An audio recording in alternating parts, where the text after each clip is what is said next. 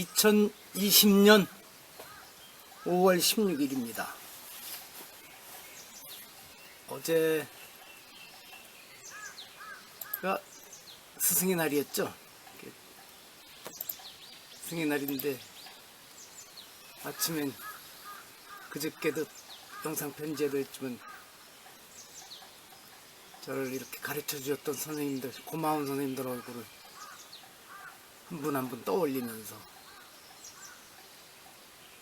지내봤습니다. 책도 읽고 점심 먹고 매주 금요일 여백서원에서 열리는 파우스트 낭송회 갔는데 역시 이 학생은 여학생이 있어야 그런 저걸 잘합니다. 같이 낭독 모임을 하는 분 중에 중학교 영어 선생님 출신이신데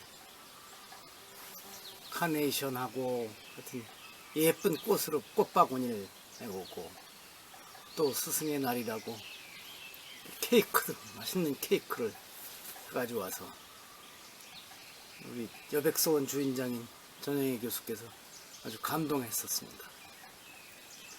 그리고 어제 낭송에도 재미가 붙었죠. 두세 번 하니까 제가 그래서 일치월장하는 분들이 있다고. 그리고 거기 보면 이제 파우스트가 30년이 젊어져서 순수한 순진한 그레텐을 속된 말로 꼬시는 작업을 하느라고 한 거하고 또 거기에 넘어가고 있는 그레텐이 혼자서 콧노래로 부르는 거를 참 내용이 좋아서 제가 저녁에 들어와서 한번 노래를 해보려고 했더니 안 되더라고요. 이상했는데도 그냥 유튜브로 올렸습니다. 실은 이제 지금 예초길도에서 풀을 깎아야 되는데 어제도 비 오고 오늘 아침에도 이렇게 날이 굳어서 또 못합니다. 내일은 할 수 있을려나 모르겠습니다. 이렇게 놔두면 자칫하면 정말 쑥대밭 같이 될 텐데 해야 됩니다. 어제 뉴스에 보니까 제목이 재밌어요. 대기질 개선의 역설. 올여름 더 뜨거워지고 폭우가 쏟아진답니다. 대기질이 개선돼서 말하자면 태양빛이 들어오는 집으로 쏘아주는 게 차단 효과가 적어지니까 이런 현상이 또 생긴다고 하네요. 그러니까 이게 코로나가 제가 자주 얘기합니다만 웬만한 현미경 보이지도 않는 이 초미세 존재인 코로나 바이러스가 온 세상을 바꾸고 있습니다. 만약에 그놈들이 우리 인간의 머리같이 어떤 의도를 가지고 움직인다고 하면 어떨까 하는 생각을 그냥 쓸데없는 상상도 한번 해보았습니다.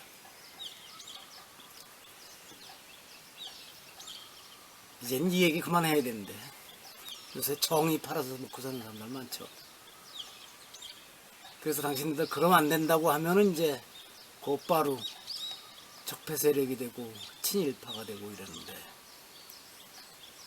그쪽만 그런 게 아니고 아마 하느님 팔아서 먹고 사는 사람들도 그렇고 또 참선 팔아서 먹고 사는 사람들도 그렇고 그런데 화를 안 내려고 합니다. 그냥 그러려니 하는 거예요. 그래야 내가 편합니다. 저놈들 왜 그래? 저래다 세상이 망가지면 어떡해? 이런 것도 이제 괜한 걱정 같아서 안 하기로 했습니다. 해결이 될 것도 아니고. 그리고 며칠 전서부터 읽기 시작한 김승철 교수의 무주와 방랑이라는 책은 한 60몇 페이지까지 읽다가 진도가 안 나가서 어제 낮에 중지했습니다. 다음에 어떤 데는 이렇게 잘 안 읽어지는 책은 억지로 끝까지 읽으면 아무 생각도 안 나고 그러니까 책장에 다시 꽂아줬다가 어느 땐가 다시 읽어지는 날이 올 겁니다. 그래서 책은 가지고 있어야 언젠간 보게 됩니다. 그리고 중앙정부에서 주는 재난지원금 신청을 어제 인터넷으로 무사히 마쳤습니다. 그 꼼수에 넘어가서 기부하는 어리석은 짓도 안 하고 잘 넘겼습니다. 1인 가구라고 30몇만 원 나오더라고요. 이 앞에 얘기도 했는데 요즘은 팥으로 매주를 쓴다고 해도 믿는 사람들이 점점 늘어납니다. 그건 세상이 망가지고 있는 겁니다. 그렇게 속아서 세상을 망쳤던 일들이 인류 역사 동서고금에서 숱하게 많았었습니다. 그것이 혐오로 발전해서 커가기도 하고 전쟁을 일으키기도 하고 테러를 일으키기도 하고 그랬죠. 마녀사냥도 그렇게 이루어졌고. 글쎄요, 요리 연구가가 또 팥으로 메주를 쓰는 것을 개발해냈는지는 모르겠습니다만, 글쎄 될까요?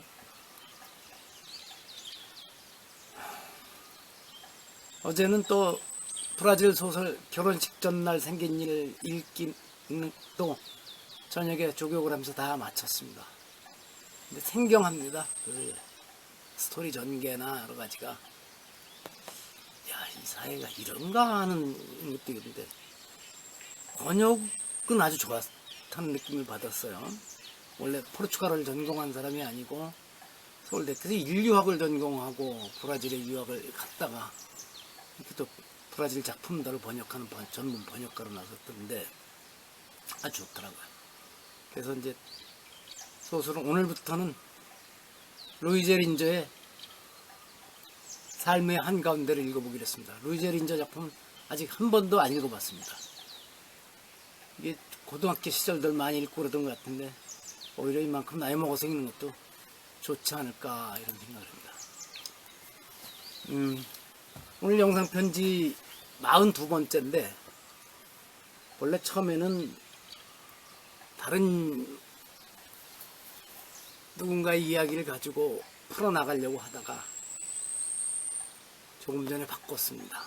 그래서 그 요즘 정의기억연대를 둘러싼 얘기도 그렇고 곳곳에서 보면 비난 비방이 아니고 실은 정당한 비판이나 아니면 그 아끼는 마음에서 하는 충고도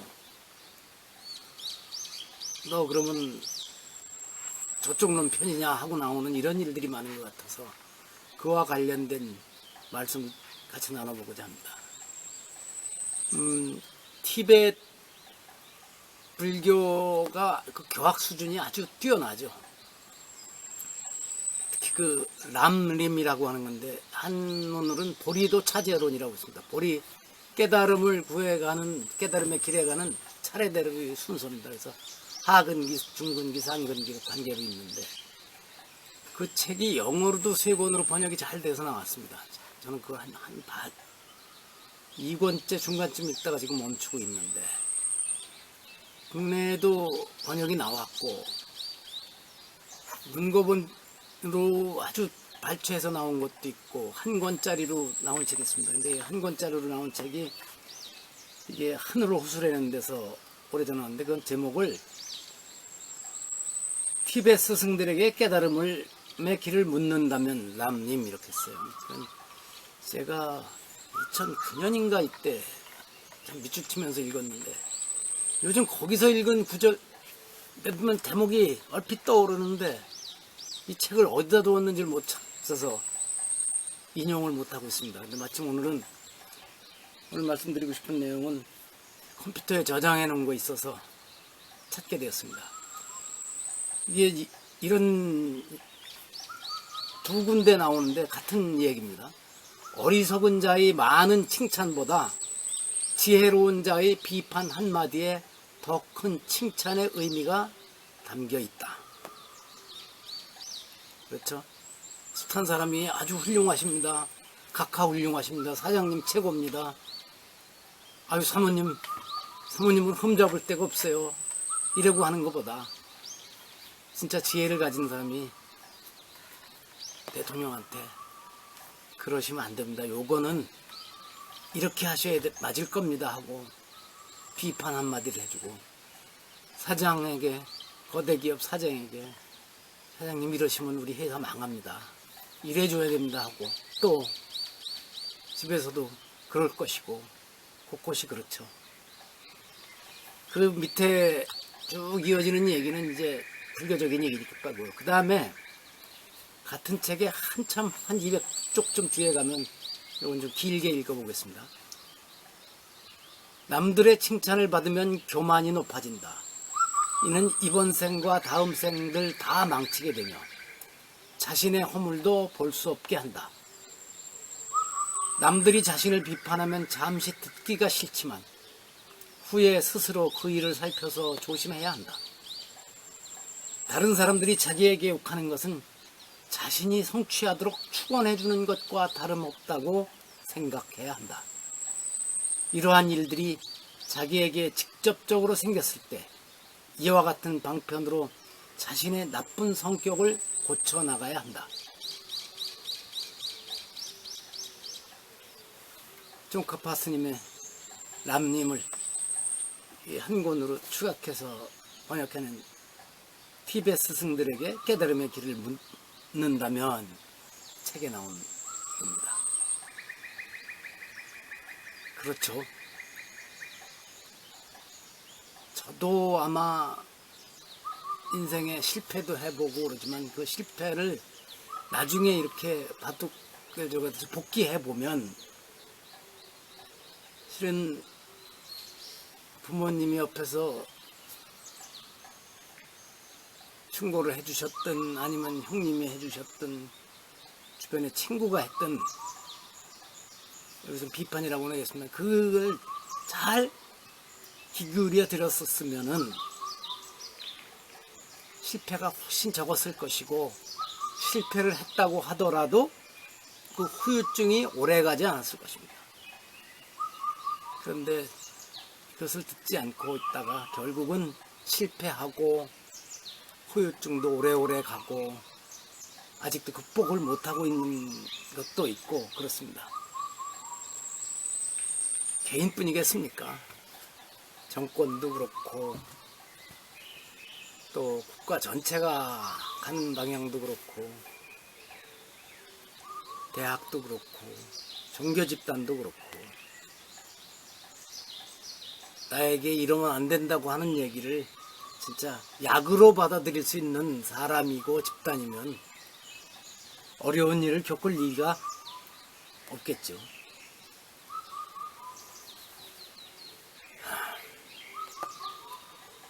요즘 자주 그런 말씀 드리죠. 이제 후회는 하지 않는다. 하지만 돌아는 봅니다. 그때 요랬으면 좋았을걸. 그래 앞으로는 그런 실수는 안 해야지 하고 또 누구를 원망도 하지 않습니다. 혹 잘못된 거는 제 판단 미스고 제가 대처를 잘못한 것이라고 여깁니다. 혹시라도 제가 살아오면서 그래도 뭔가 성취를 이루고 조금이라도 잘한 일이 있다고 하면 그거는 돌아가신 부모님과 형제들 또 어떤 이유로 저하고 헤어지긴 했더라도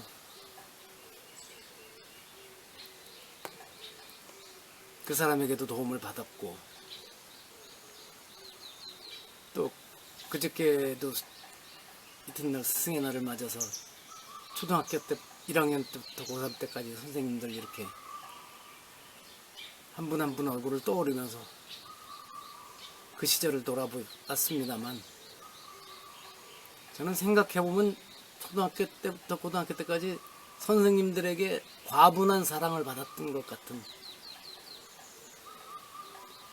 그런 느낌을 지금도 가지고 있습니다. 오늘 아침에 아르헨티나에 계신 선배님이 제가 학교 선생님들 쭉 이런 걸 보고 아니 이 형은 그렇게 머리가 좋소 하고 메시지가 왔고 아니 무슨 머리가 좋으냐고. 근데 이게 어쩌면 촌놈들은 그럴 겁니다. 복잡한 생활을 안 했으니까. 우리 초등학교 동창들 중에 특히 학교를 더 이상 가정 형편상 못 갔던 사람들은 더욱이 초등학교 5, 6학년 때 담임 선생님이 학생들, 여학생들 머리 찬빗으로 머리 빗겨주며 숙회 잡아내주고 이러던 일을 더 가슴 깊이까지 간직하고 있습니다. 그 추억을. 촌놈이라는 게 이런 장점도 있을 거다. 그 선배님은 당신은 초중고 통틀어서 한 분만 생각난다고 그러시더라고요. 또 다른 뭔가 있었을 겁니다. 아마 그 선배님은 저보다도 더 친구들 생각을 많이 할지도 모르고 주변에 이리저리 좋은 추억들이 많이 있을 거예요. 네. 그렇다고 제가 스승의 날이 돼서 선생님들께 전화를 드리고 무슨 카네이션을 꽃 배달을 시켜드리고 이런 건 거의 안 합니다. 중학교 때 담임선생님이 교감 되셨다는 소리 듣고 또 교장 취임하셨다는 소식 들었을 땐 강원도에서 참 힘들게 지내던 시절인데 그래도 그때는 화분 하나를 보내드렸습니다. 제 마음이 기뻐서.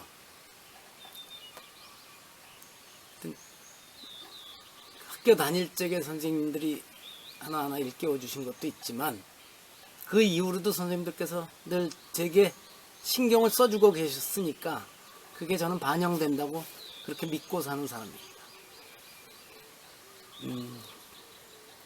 오늘 람님에 나오는 오히려 어리석은 사람들이 숱하게 칭찬해대는 말보다는 지혜로운 사람이 한마디 비판을 말을 해주는 것이 훨씬 더 큰 의미가 있는 칭찬이다는 내용.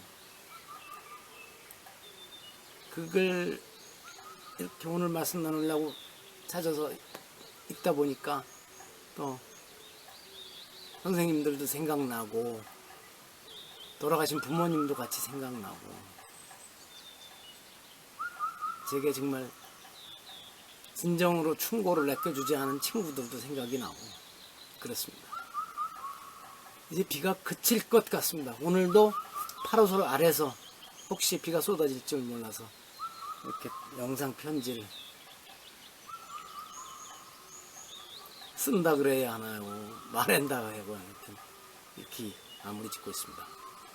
방호제는 쌀쌀해서 아침엔 겨울옷 입고 낮에는 여름옷 입고 됩니다. 어제 책 파우스트 낭송에 가서 또 보면 아파트에 사는 사람들은 여기는 짧은 팔 입고 겉에만 날이 쌀쌀하니까 코트 걸치고 왔다 갔더라고요. 그래서 저 사람들은 집에 저렇게 반팔로 입구나. 이 방호제는 아직 꿈을 못 꿉니다. 자, 이렇게 해서 방호제 영상편지 42번째를 마무리합니다.